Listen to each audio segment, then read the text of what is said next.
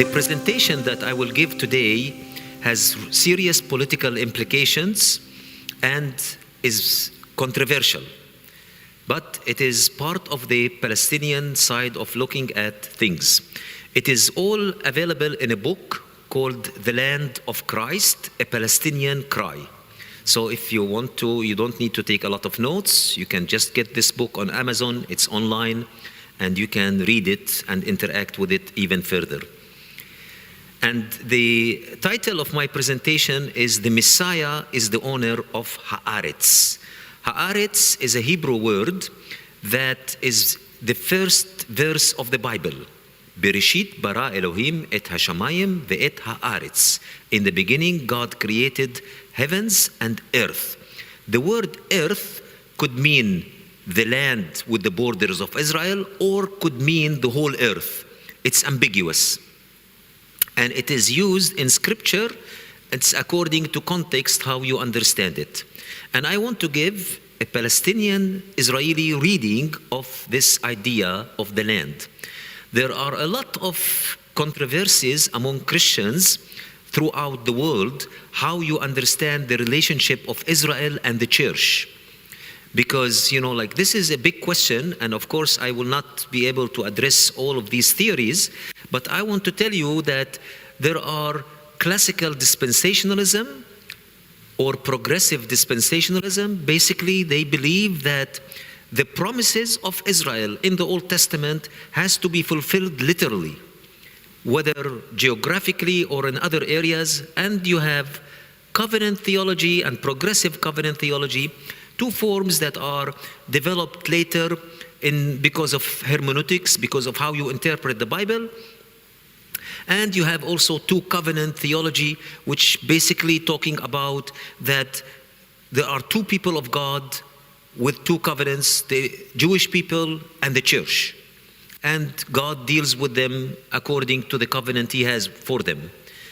So a lot of people talk about end time, and the things related to establishing the state of Israel in theologically is basically related to something called premillennialism. Premillennialism is a group of Christians who believe that Christ will rule for 1,000 years, literally on earth, based on Revelation chapter 20, which mentions the millennium. Only in Revelation 20, in the whole Bible, the expression millennium is mentioned as a time. And some Christians built a theory about ruling on earth. I don't want to focus too much about this. You can ask and I can answer some of these questions, but I want to focus on Christian Zionism. Christian Zionism are a group of many Christians who believe that God gave the land to Israel. And so the state of Israel today is the fulfillment of biblical prophecy.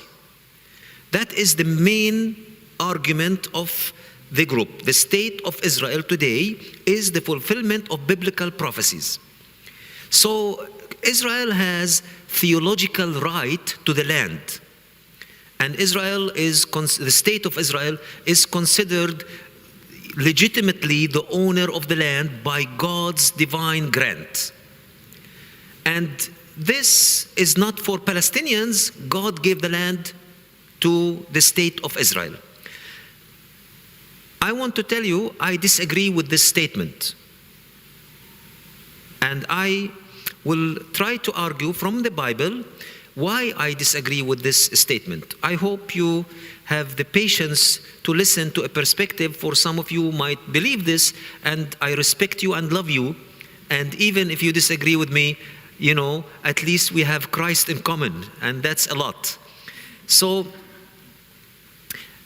usually I take this sentence, God gave the land to Israel, and I say, let's ask three questions about this sentence. The first question, what are the borders of the land in the Bible? The second question, who is Israel in the Bible? The third question, you say God gave Israel. How does God give something to someone in the Bible? And I I want now to address the biblical question. So rather than the historical or the political. So I'm talking now to people who read their Bibles, who discuss this, how they perceive this. So the first question, what are the borders of Israel's land in the Bible? Defining modern Israel border based on the Bible is difficult because the Bible gives a variety of different borders. The first 5 books of the Bible alone, we encounter at least 3 different borders. So, and these are the texts, they are all available in the book, but I will show you some maps to simplify some of these things, because to reading the text will take a lot of time. Many of us, when we read names of towns and geography in the Bible, we skip it. We go to the beautiful stories. But for someone who really wants to and understand this topic, we have to go and get a map and get all these things where they are located.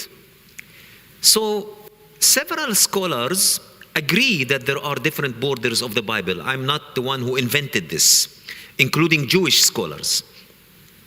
Kalai, a scholar, he said, yes, there are different borders in the Bible, and so he wants to give them different names. He said there is the land of the patriarchs, the land of Canaan, and the land of Israel. Some of the borders of the Bible, some people claim that it could be from the Nile to the Euphrates. So God gave the land to Israel, that means gave it from the Nile to the Euphrates.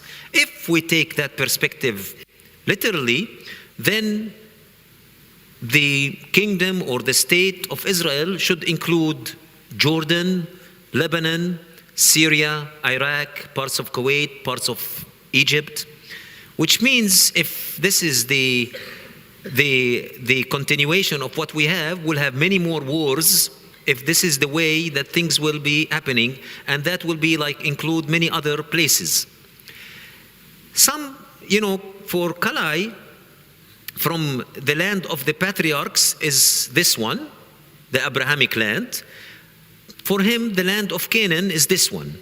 And the land of Canaan is, you see the bold line going around. It looks like an axe, big axe. And the land of Canaan includes, Damascus, includes even north of Damascus, hundreds of kilometers. And if you read carefully, when the spies went into the land, they actually went north of Damascus, even to northern parts, and it mentions certain towns, but a lot of people miss or skip these geographical names. And also, the land of Canaan includes northern parts of Jordan, but not the southern parts. Interestingly, the land of Canaan exclude some of the places, but anyway, we'll talk about it. So the land of Canaan now looks like the axe. The land of Israel, according to Kalai, is the horizontal lines, where you see the horizontal lines here. That was the land of Israel, which means where Israel actually was in biblical times at certain times. So for example, you remember in the story the 2.5 tribes who didn't go inside, they stayed in the Jordanian side. So today they are not, it's not like biblically, they are not in the Jordan, all the Jews are in the Israeli side, but in biblical times, some of them stayed from the other side of the river, 2.5 tribes. I mean, you read your Bibles, you discover this. The Gaza Strip was not included for some reason. There were 5 Philistine, not Palestinian, Philistine towns. And also where my wife is from Akko, north of Haifa, that for some reason that wasn't also included in the land of Israel. During the kingdom of Saul, borders changed. This is how it looked like, the land of Israel. There are pockets where other nations were there. During the kingdom of David, it increased, and it included many other places. So the borders were changing from Saul to David to other person. And then later, when Ezra and Nehemiah came back, the borders shrunk very, very small, and basically it's like a little bit north of from Hebron and all the way to Ramallah, and it was called Yehud. Yehud, from like, this is like the area that was called, and we can talk about this. But the borders, according to Kalai, there are several borders, and he is right, there are several borders. Townsend, another scholar, he says, indeed there are different borders in the Bible, and we can say that there are general borders and there are specific borders. And so he basically say maybe they are not contradictory borders, it's just like general and specific borders. Moshe Weinfeld, a Jewish scholar, said, yes, there are different borders in the Pentateuch, and because basically, you know, there are different sources. You know, some people believe in the documentary hypothesis, which means that the Bible comes from different sources in different periods of time. And in these different sources, they are like JEDP, the Yahwist, the Elohim, the Deuteronomist, the priestly document, different documents, different periods of time. Some theologians argue about them. And basically he says, I don't mind if there are different borders, but he agrees that there are different borders. So, the first question, what are the borders of the Bible? God gave Israel the land. What are the borders of this land in the Bible? Kalai, he lacks textual support. In the Bible, I don't see like the land of Israel, the land of the Canaan, the land of the patriarchs, the land. These expressions are not used in this way in the Bible. Townsend downplays the big differences. You can't say general and specific because the differences are hundreds of kilometers, you know, like between Nile to the Euphrates and between Dan to Beersheba. These differences are huge. So, and in the Middle East, we fight over one hill, let alone like all this distance. So the thing is, it's not convincing for me. Weinfeld talks about documentary hypothesis, but the people, when they gathered the text, read the text, they had the final form of the text for hundreds of years, and no one tried to change it or put a comment or anything like that, like saying these borders are contradictory. So maybe they understood them in a different way. And all these theologians have looked at borders as the Bible is an atlas, looking at geography. But the Bible is a book about the relationship of people with God. So borders are theological in the Bible. The question is, what does it mean to have theological borders? What are it? Like, for example, the Bible comes and say, and Zion shall be the highest of the mountains. When people say Zion shall be the highest of the mountains, we in Jerusalem laugh, you know, because Zion is a small hill. Mount of Olives is much higher than Zion. And so let alone, you know, like Himalaya or something like this. These are high mountains. So what does it mean, Zion shall become the highest of the mountains? It's not talking about topography. It's a theological statement that the God of Zion is the highest and most worshipped God. So what are the borders? I shall come back to this. The second question, who is Israel? So the first question, what are the borders? So far, it's not clear what are the borders. The second question, who is Israel? A lot of people mix between the state of Israel and the biblical people of Israel. And I call this anachronism. Reading, like you can say Jesus ate McDonald's. There was no McDonald's, there was no potato in Palestine in the first century. So you can't just say Jesus ate McDonald's, it's anachronism. So let's look at some of the confusion about this. John Woolward described the return of millions of Jews to their ancient land, the restoration of national Israel in 1948, and its expansion in 1967 as fulfillments of prophecy. He used to be the president of Dallas Theological Seminary. And I want you to observe how he uses these labels, Jews, Israel, national Israel, state of Israel. He equates them in his quotation.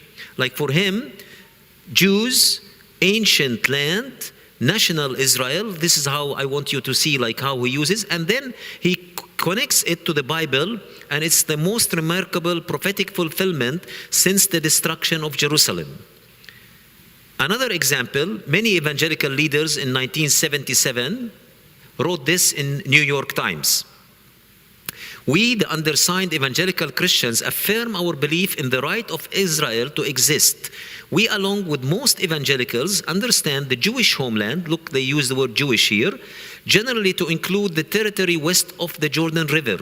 We would view with grave concern any effort to carve out of the historic Jewish homeland another nation or political entity, particularly one which would be governed by terrorists.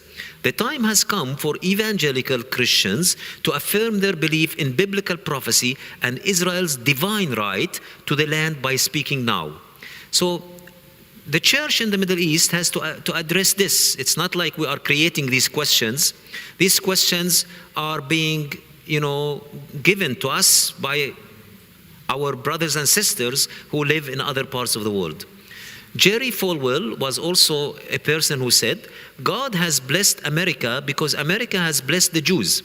If the nation wants her fields to remain white and green, her scientific achievements to remain notable, and her freedom to remain intact, America must continue to stand with Israel. Christian Zionist Congress in 1996 said, according to God's distribution of nations, the land of Israel has been given to the Jewish people by God as an everlasting possession by an eternal covenant. The Jewish people have the absolute right to possess and dwell in the land, including Judea, Samaria, Gaza, and the Golan. So there are a lot of Christian groups who basically said Palestinians cannot have any piece of the land in the name of God and the Bible. Bill Clinton said, if you abandon Israel, God will never forgive you, declared Bill Clinton before the Israeli Knesset in Jerusalem on October 27, 1994. He added, it is God's will that Israel, the biblical home of the people of Israel, continue forever and ever. Dan Juster, a Messianic Jew, said, if Palestinians refuse to recognize what God says about the Jewish people and their connection to the land of Israel, then suffering will result. So if Palestinians do not acknowledge God's promise, they are foundationally unjust and are themselves resisted by God and lose their rights in this land. Michael Pence said, to look at Israel is to see that the God of Abraham, Isaac, and Jacob keeps his promises. The Jewish people held fast to a promise through all the ages, written so long ago that even if you have been banished to the most distant land under the heavens, from there he would gather and bring you back to the land which your fathers possessed. So, as you can see, there are so many people, politicians, theologians, and others, they believe that God gave the land to Israel and that this includes all the land. This raised a question for me as a Palestinian Israeli who loves both Jews and Palestinians. Is this true? Does the Bible really say this or not? So I started saying, okay, first of all, I want to look up the word Israel in the Bible. What does it mean? So I said, I got a concordance, looked up the word Israel, and then what I did, I went to the context of every word and tried to read before and after and try to understand how does the Bible use this lexeme, Israel. I noticed that there are many meanings in the Bible for the word Israel. The word Israel can mean one person, Jacob. During the lifetime of Jacob, Israel can mean Jacob or his children or his tribe. And I put in brackets all the verses. You can, if we have time, you can look up these things and you can make sure that what I'm saying is true. That's what the text is using the word Israel to mean, one person at certain times. Then during the lifetime of Moses, Israel could mean the descendants of Jacob's tribes. Then during the lifetime of Joshua and the period of Judges, the label Israel started having different meanings. So it could mean Jacob's descendants except the Reubenites. Or it could mean the descendants except the Gadites and the half-tribe of Manasseh. Or it could be the descendants except Benjamin, depending on the war. Sometimes they will have even civil war between certain tribes, and Israel will be fighting a particular tribe. Then during the United Kingdom and before the fall of Samaria, it will exclude the men of Judah sometimes, or will exclude Absalom's men. Then the kingdom was divided in history. There was Israel and Judah. So to say Israel at that time meant the northern kingdom, but not the southern kingdom. The southern kingdom was called Judah. So if you read in the Bible during that period of time, the word Israel, it does not include all the tribes. After the fall of the northern kingdom, many of the prophets used this label Israel to talk about the dream of God of getting his people together. So the word Israel was used also in a theological sense, not only in a political or geographical sense. Even in the New Testament, the word Israel has several meanings. So when we look at the New Testament, Israel might designate God's people who are led by a shepherd from Bethlehem, or could be a land. So Israel can be a people, can be a land in the New Testament. Or the 12 tribes judged by the 12 apostles, or the Jews and the inhabitants of Jerusalem, or an ethnic group, or the followers of God. So now the word Israel has several meanings in the Bible. We can't come and put one meaning to mean everything in the Bible. This is called, among theologians, we say there is a synchronic meaning, like one meaning throughout history, or diachronic meaning, that means like there are several meanings throughout history.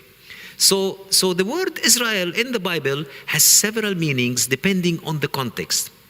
But I assure you, none of these meanings refer to the state of Israel. All of these meanings so far that I have seen are talking about a particular group within a certain period of time, and or within a certain historical period of time or theological one. Then I said, okay, but we have other terms in the Bible, like Hebrew and like Jew. Who are these people? Is there a difference between Israel in the Bible and Jew in the Bible? Is there a difference? Because a lot of people say Abraham the Jew, or they say something like this. So I wanted to not depend on what people say. I want to go to the Bible and try to understand how these labels are used, when and how. So I noticed that the word Hebrew occurs 47 times in the Bible, while the term Jew occurs 91 times in the Old Testament. Surprisingly, the word Jew in the New Testament occurs much more than the Old Testament, 199 times. And it's a little bit surprising because the size of the Old Testament is much bigger than the size of the New Testament. So I asked why. I tried to open my eyes more. And then I noticed that the word Jew does not occur at all in the Pentateuch, in the first 5 books of the Bible. The word Judah, one of the tribes, occurs, but not the word Jew. You can open your Bibles yourself, read it. And I'm not trying to, so far, I'm not giving you conclusions. I'm just trying to point out what is there. So I want to clarify a few things from my perspective, because the quotations I read before, they mixed between the word Jew, the word Israel, the word national, ancient Israel, modern Israel. They put all of these labels together in one category. What I found that it's better to distinguish these categories. So a person could be a Hebrew but not Jewish or Israelite. Like Abraham is a Hebrew, he's not Jewish, he's not Israelite. In fact, Israel was not yet born when Abraham was there. Israel is a grandchild, so was not yet born. And also the word Jew was not yet used except later in exilic time. One could be a member of Israel and a Hebrew without being Jewish. Like Samuel is Israelite, a Hebrew, but he's not Jewish because still the word Jew was not used yet. One could be Jewish but not Israelite or Hebrew, like Antiochus, the Macedonian king. He is Jewish, he became Jewish, but he is not Israelite or Hebrew. This is mentioned in deuterocanonical readings. One could be joining the household of Israel and could become Jewish, but not be a Hebrew or descendant of Jacob, Achior the Ammonite. So now we want to understand identity questions, markers in Scripture. So let's look at how the Bible looks at this. Judah married a Canaanite wife. I mean, this is in the Bible. I'm not trying to invent anything. It's just people are so driven by some assumptions that they don't see it for some reason. Judah is married a Canaanite wife. Joseph married an Egyptian. Simon married a Canaanite. These are the heads of the tribes. Moses married a Midianite. Solomon married many wives from so many different nations. So what about Solomon's children? Are they in or out? Are they part of the promise or not? Because they are not exactly pure in their blood or DNA or whatever you want to call it. Not only the celebrities, if you're king, would have that in the Bible, but in fact, we see that also in others. Like, for example, the book of Judges tell us that many of the descendants of Jacob had foreign wives. So now we're talking about intermarriage between a lot of people in ancient times, that it was not problematic for them for some reason at that age, at that time. But not only that, we see that not only men marrying foreign women marrying foreign men. Shelomit, the daughter of Dibri, the Danite, married a foreign man. And a Naphthalite woman, Naphtali is one of the tribes, a Naphthalite woman was the mother of Hiram, who helped in building the temple. His father was not an Israelite. So it seems that for some people at that time, defining closeness to God, and this guy was full of the Spirit of God, is not dependent somehow on DNA. Add to that, there is, in those times, they were child of a concubine wife might be called, the child of Hagar, according to their times of tradition at that time, will actually be the child of Sarah if she accepts it. And that was part of the thinking at that time. The child of a dead brother, if for example, a brother dies, the living brother marries the wife of the dead brother, and their child will carry the name of the dead brother and will continue. That was part of the customs at those times. And this is in the Bible, you can read it yourself. The child of a Hebrew slave will also inherit the land, and the child of a foreign slave. So if you are a Hebrew and you get an Egyptian slave to work for you, and their child will inherit the land that you own. The child of a foreign in the Bible. Read commentaries about it. The texts are there. So now I'm trying to tell you, who is Israel? Are they the Hebrews, the Israelites, the Jews? How do you define membership? Who's in, who's out, and why? And why is Scripture giving us this depiction and picture? God gave the land to Israel. What are the borders? Who is Israel? What about foreigners? Ruth, whose grandchild David became one of Israel's greatest leaders. What about Rahab?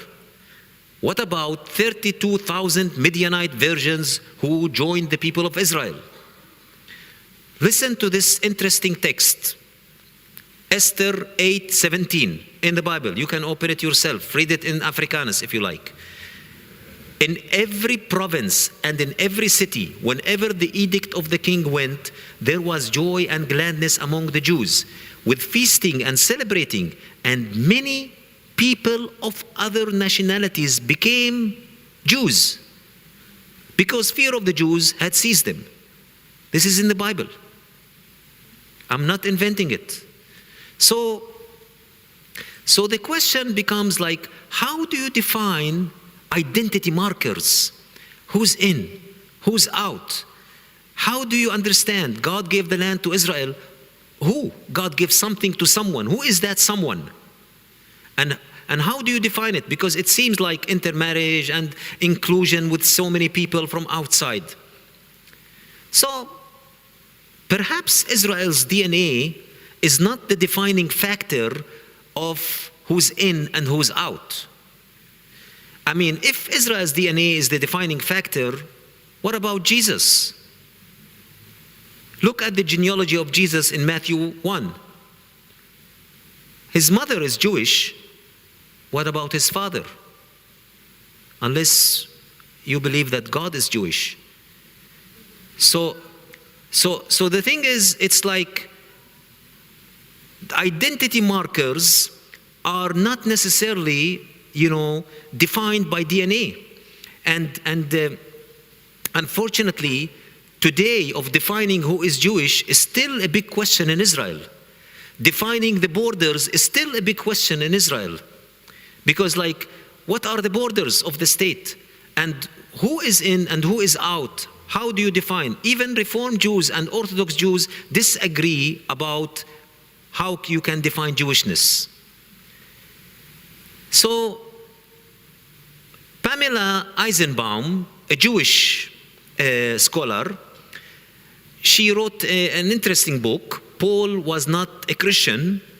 And in her book she says, the vast majority of Jews of the late Hellenistic and Roman period recognized that a claim to Jewish identity did not rest on birthright, but on belonging to the Jewish politeia, a shared way of life rooted in common customs and traditions and most tangibly represented by the Torah.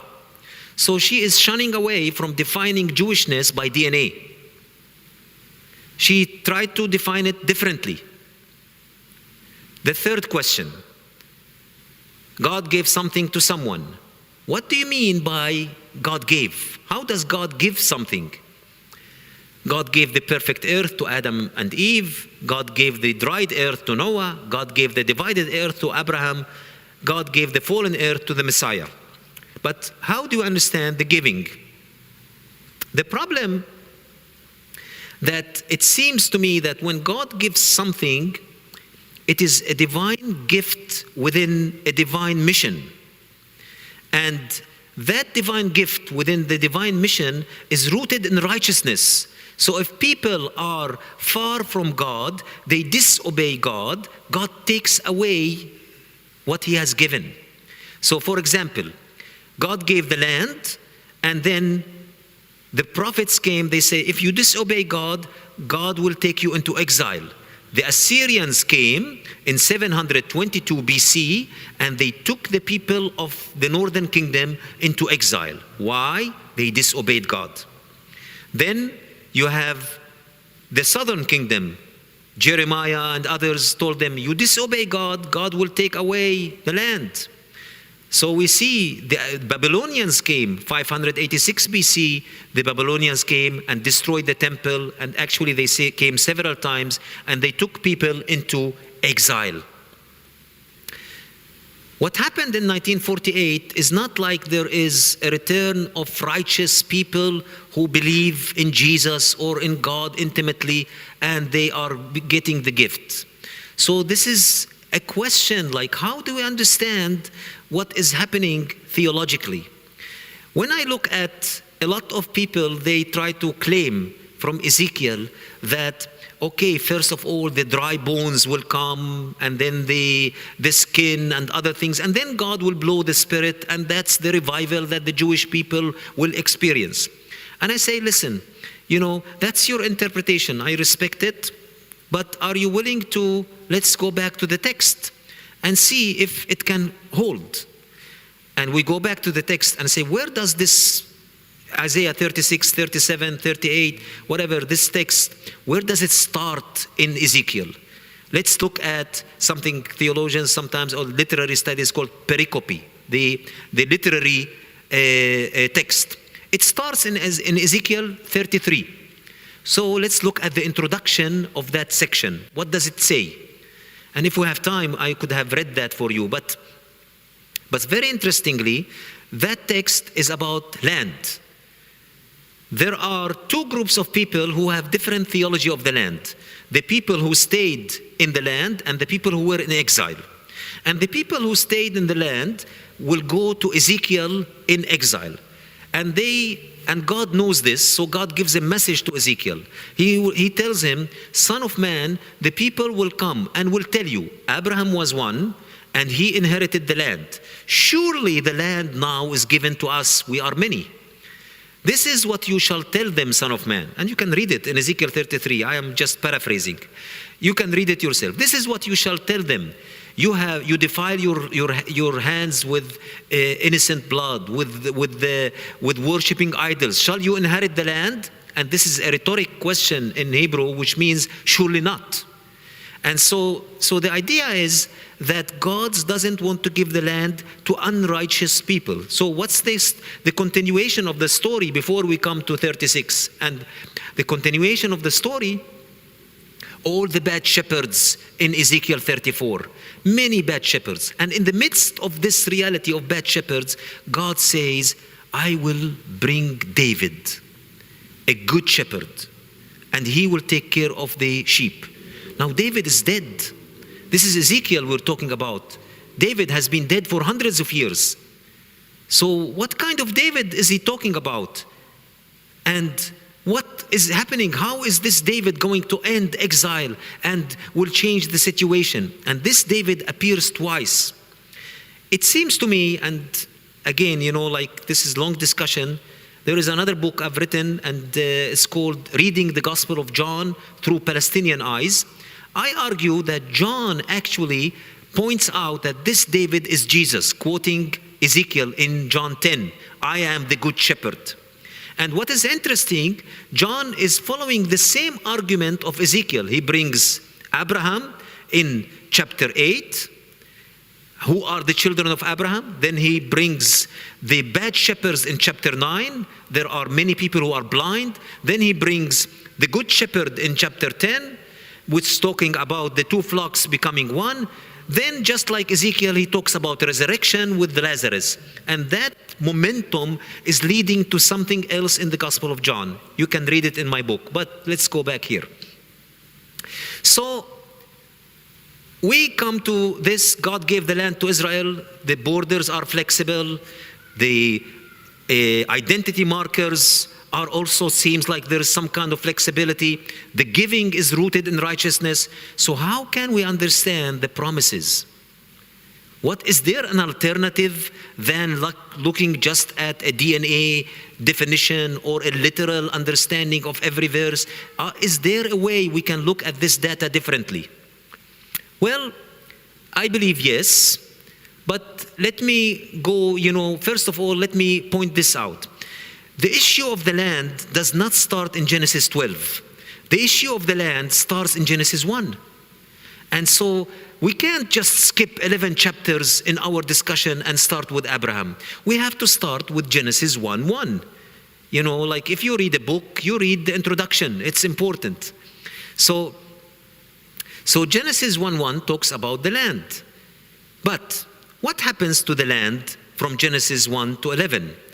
Interestingly, to make the long story short, the land is always in the singular in the first 9 chapters.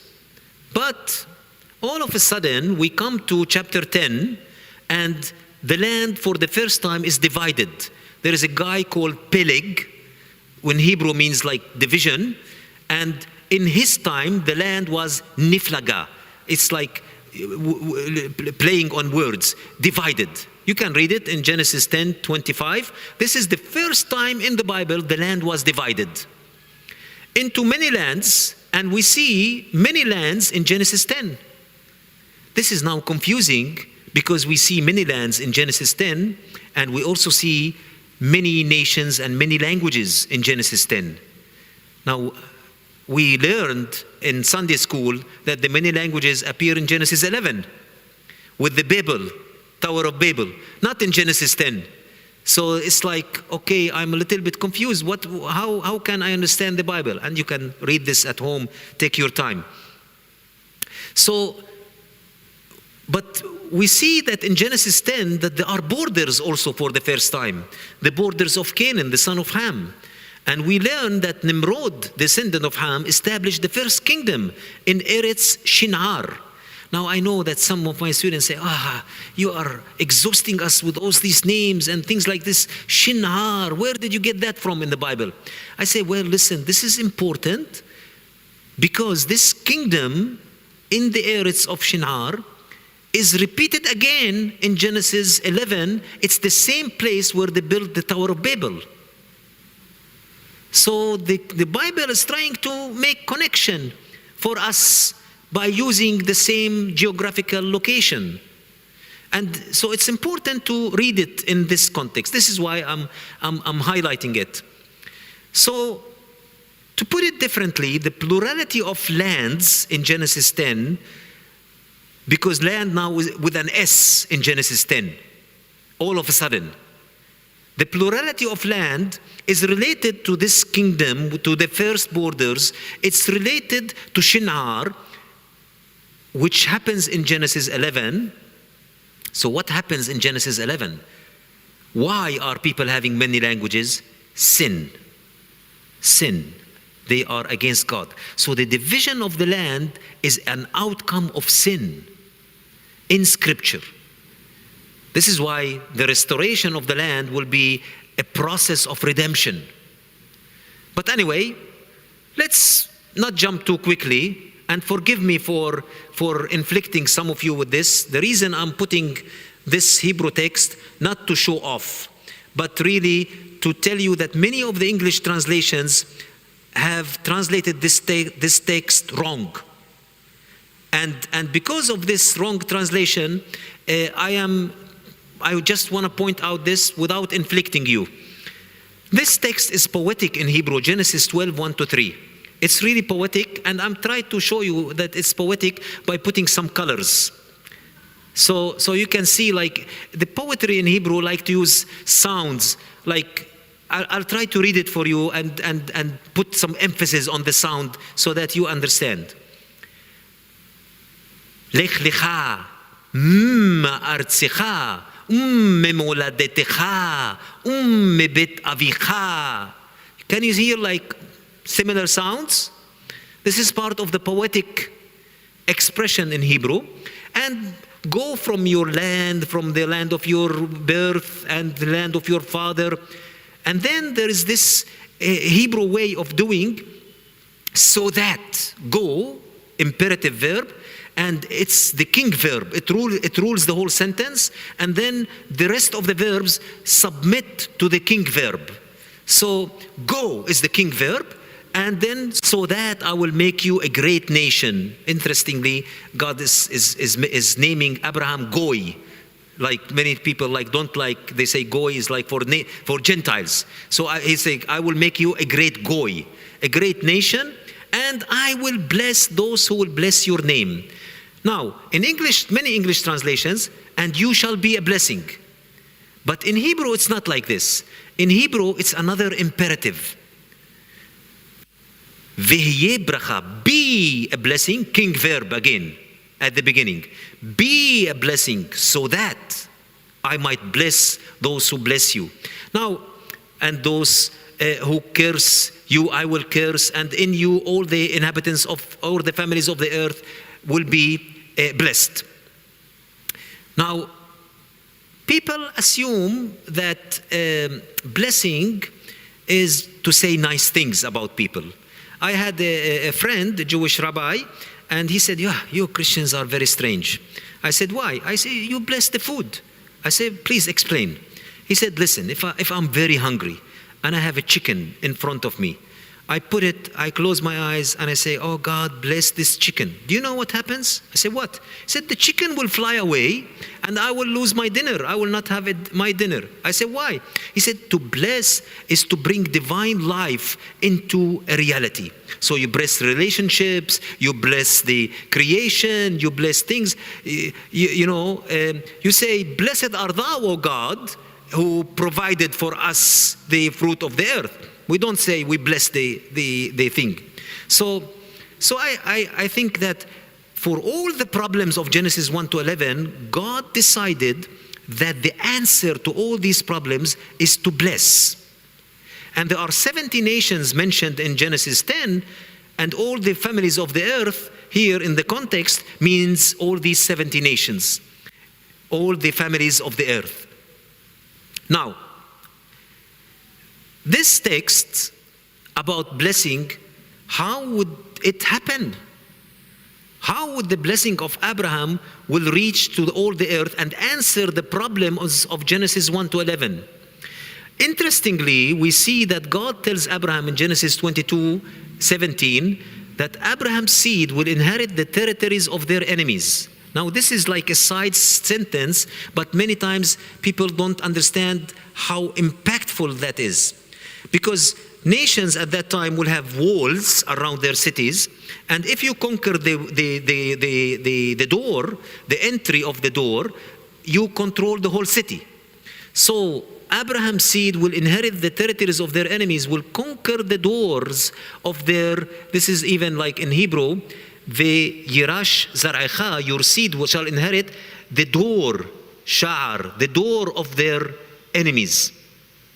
And English translations will say the territories, because inheriting the door, inheriting everything. So the thing is, it's like, what does this mean? As long as you have enemies, Abraham, your territories will continually increase. How much will they increase? Psalm 2 talks about the whole earth. Isaiah 2 talks about the whole earth.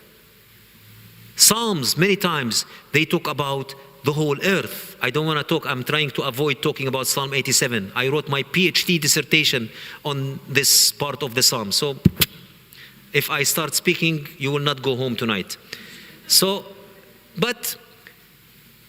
we come to this, and we come to this idea. These territorial borders were flexible, growing continually. Their vision was the whole earth. To restore what happened in Genesis 1 to 11 through the seed of Abraham, through the blessing of this increase. When and how can this happen? Jesus comes as the second Adam. Jesus is entrusted with the whole earth, all authority in heavens and on earth. Okay, Jesus, does this include Palestine, Israel? Absolutely. I have full authority over Palestine, Israel. That's what Matthew 28 means.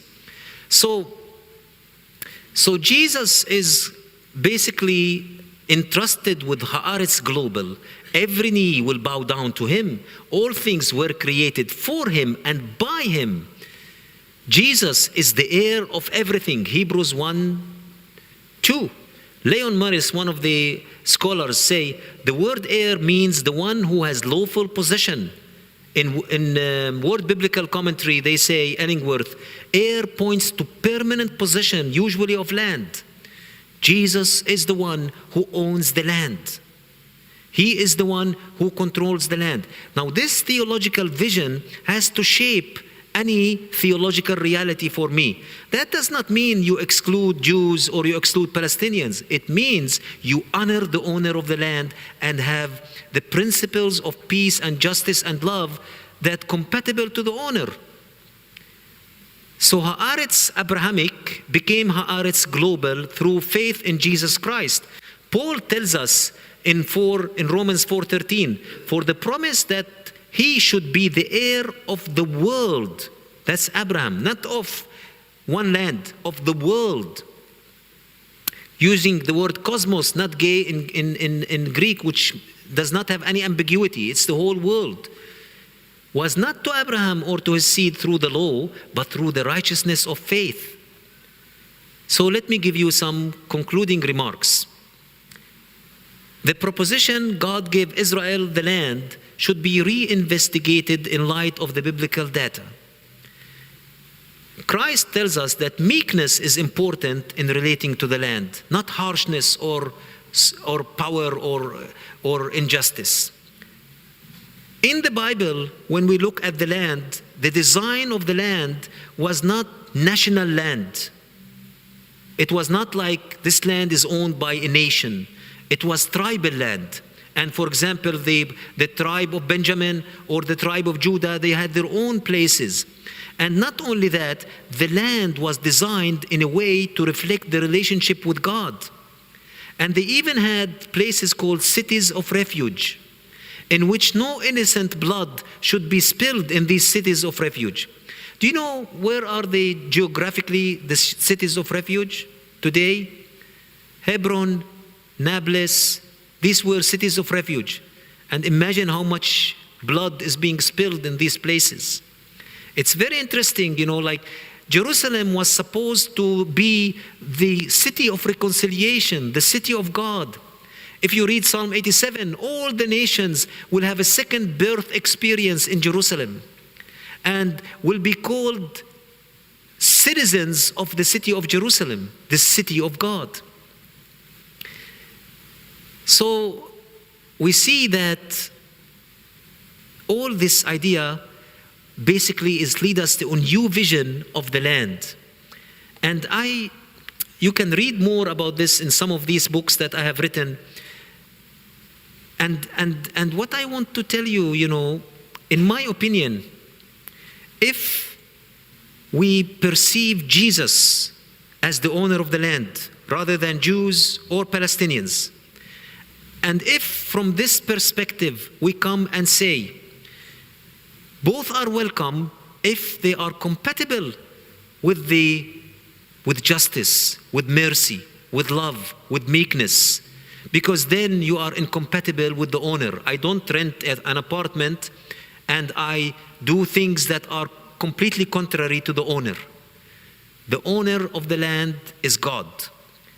God entrusted it, God the Father entrusted it to God the Son, Jesus Christ, in his incarnation.